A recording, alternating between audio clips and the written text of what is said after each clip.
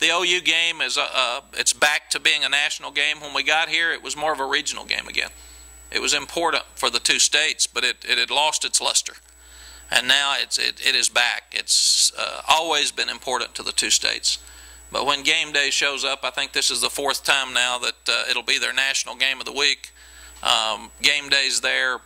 All the national media is talking about the game. It's like it should be, and it's something that both universities and both states should be very, very proud of, because everybody that watches college football on Saturday at 11 o'clock is going to be watching this game. It's a game that affects a lot of other people and what they want to see about college football, not just the ratings and where things are.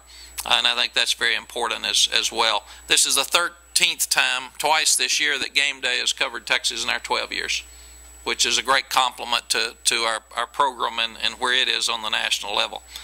This game's got a bowl game atmosphere to it at midseason. It's very unique. It's one of the reasons that coaches and players go to these two schools to play in this game, because most schools do not have a game like this, and especially at midseason. If they have a huge rival game, it's usually at the end, and this is a huge rival game for us at midseason. We've got two of the best defenses in the country. It'll be really fun to watch those two defenses play because they've played well every week. We've got two quarterbacks that are up for the Heisman. Colt's playing really well, and I think Sam broke a record passing on Saturday afternoon against Baylor. So he's back and he's full speed ahead, and Colt's played well in this game every year. He likes this game. He's excited about it, and Sam threw 5 touchdown passes against us last year. And running yards are very, very hard to get in this game either way. So it's you look at them, they're hard. It's very, very difficult to do that. It's our home game this year, which simply means that for you that are into recruiting, we get to give tickets to the kids that go. But since it is off our campus, even though it's our home game, we do not get to talk to the kids or the parents off of our campus. So we can't see them at the game. We can't see them in Dallas. So you don't have the great advantage in recruiting that you would like to have by being able to sit down and visit with the kids like you do for a home game. But it should be fun. I think when you look at it, this one is one that everybody gets excited about. You go back and people have constantly asked me, is there revenge for what OU did to you all last year? You know, all OU did was won all their games after they played us. They didn't do anything to us. I mean, it wasn't about them. Our problem was we lost at Tech, and therefore we put the decision-making process back in the BCS computer hands and back in the Big 12 tiebreaker hands. But it had nothing to do with OU. We had a great game with them. It was a classic. You got to give them credit for the way they finished. Our kids lost one game. They lost one game, and it came down to outside sources that made that decision, not the two teams or the two schools or the two coaches. So that shouldn't have anything to do with this at all. And even if it was, we've talked enough about revenge. What you want to do is you get excited about playing in this game. You don't have to be mad. Questions? Coach, can you talk about Sam Bradford's return Saturday against Baylor? Did you detect that anything was wrong with him, or just evaluate how he looked on Saturday? What do you expect this Saturday? Why do you all let Ed ask every question first? I'm the oldest person here, Coach. Is that what it is? I wondered if do you get a head start, or do you wait? You know, as soon as I get through, Ed starts before I finish the last sentence, and the rest of you are getting beat to the punch. And I'm telling you, you are not starting well. And that's no. I thought Sam looked great. I got to see a little bit of the first half before I walked out on the field, and he came out and looked just like he did last year to me. He didn't miss so many passes, and he moved the ball up and down the field, and gosh, I saw he had nearly 400 yards passing. So I think it's the same Sam, and I'm glad. I think it's fair for two of the best quarterbacks in college football history to be in this game together, and it'll be fun to see those two compete again, and them being good friends is another storyline. Coach, you get to this point. You've won the games that you wanted to win. You were hoping to be here. Everybody thought you would be here. What have you learned about your team in the first part of the season that you didn't know going in?